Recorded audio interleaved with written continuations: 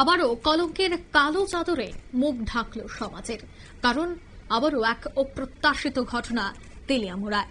জানা গেছে যে পাড়ার দোকানে যাওয়ার পথে এক নাবালিকাকে গাড়িতে তুলে নিয়ে গিয়ে ধর্ষণ করা হয়, এমনটাই অভিযোগ কিন্তু উঠে এসেছে তেলিয়ামুড়া থানাধীন চাকমাঘাটের তুই মধু এলাকায়। এ বিষয়ে কি বলছেন পুলিশ, প্রথমে শোনাবো।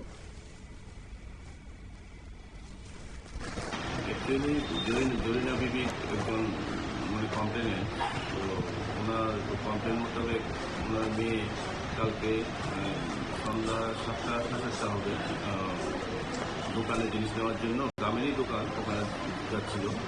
তো রাস্তার মধ্যে হঠাৎ করে একটি গাড়ি এসে দাঁড়ায়, যে গাড়িতে হিরণ মিয়া এবং অন্তর মিয়া করে দুজন ছিল, তাদেরই গ্রামের, এবং অন্তর মিয়া হচ্ছে তাদের গ্রামের আর হিরণ মিয়া হচ্ছে তাদের পাশের গ্রামের, এটা পশ্চিম মুসলিম পাড়া। তো অন্তর মিয়াকে মেয়েটা চিনে, তো অন্তর মিয়া ওকে বললো যে ঠিক আছে তুমি গাড়ির কাছে যাও। তো গাড়ির কাছে যাওয়ার পরে ওরা ওকে গাড়িতে তুলে লিচু বাগানের দিকে নিয়ে যায়। ওখানে গিয়ে ওখানে হিরণ মিয়া ওকে লিচু বাগানে একটা নির্জন জায়গায় ওকে ধর্ষণ করে। আপনারা শুনলেন পুলিশের বক্তব্য। ইতিমধ্যে অভিযুক্তের ছবি কিন্তু প্রকাশ্যে এসেছে। বিস্তারিত সেই বিষয়ে জানবো। এই মুহূর্তে টেলিফোন লাইনে তেলিয়ামুড়া থেকে যুক্ত হয়ে গেছে হিরণময় রায়। হিরণময়, এখনো পর্যন্ত কতজনকে গ্রেফতার করা হয়েছে এবং নাবালিকার পরিবারের পক্ষ থেকে কি জানতে পারছো? গতকাল রাতে যে ঘটনাটা হয়েছে তেলিয়ামুড়া থানাধীন তুই মধু এলাকা, মানে হিরণ মিয়া যে মেলা বদল তার বাড়ি এবং তার সহযোগী তুই মধু এলাকার যে অন্তর মিয়া, ওনার সহযোগিতায় যে নাবালিকা মেয়েটিকে দর্শন করে এবং জঙ্গলে ফেলে রেখে দেয়। এবং পরবর্তীতে এলাকার লোকজন যখন ওই লিচু বাগান এলাকায় একজনের সুরজ দেবর্মা নামে এক ব্যক্তির গৃহপালিত জন্তু আনতে যায় খোঁজাখুঁজি করে, তখন রাত আনুমানিক 10টা 30 মিনিট নাগাদ হবে, ওই মেয়েকে উলঙ্গ বস্ত্রহীন দেখতে পায় এবং তেলিয়ামুড়া থানায় নিয়ে আসে। এবং তেলিয়ামুড়া থানায় সঙ্গে সঙ্গে একটি পক্সো একটি মামলা গ্রহণ করে এবং তাকে খুঁজছে। যদি এখন পর্যন্ত হিরণ মিয়া সহ তার সহযোগীকে এখনো পুলিশ গ্রেফতার করতে পারেনি। পুলিশ তদন্ত শুরু করছে যতটুকু এখন পর্যন্ত আমাদের কাছে খবর। একদমই।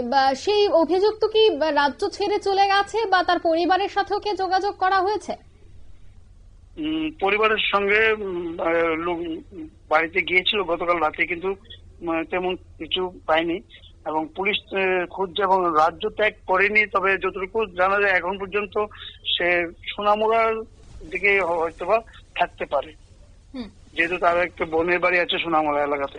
একদমই। তুমি যোগাযোগ রাখো, পরে তোমার সাথে যোগাযোগ করছি। আমরা কথা বলছিলাম তেলিয়ামুড়ার প্রতিনিধি হিরণময়ের সাথে এবং জানা গেছে যে মূল যে অভিযুক্ত, সেই অভিযুক্তের খোঁজে তল্লাশিতে কিন্তু অভিযান চলছে পুলিশের। তবে 17 বছরের এক নাবালিকাকে গাড়িতে করে নিয়ে জঙ্গলে তাকে ধর্ষণ করা হয়, এমনটাই কিন্তু অভিযোগ উঠে এসেছে। তবে অভিযোগের পরিপ্রেক্ষিতে যে অভিযুক্তের নাম উঠে এসেছে, যার ছবি ইতিমধ্যে প্রকাশ্যে, তাকে খুঁজে বের করে তড়িঘড়ি তার বিরুদ্ধে কি পদক্ষেপ গ্রহণ করা হয় সেটাই দেখার। নিয়ে নিচে ছোট্ট একটি বিজ্ঞাপন বিরতির সঙ্গে থাকুন।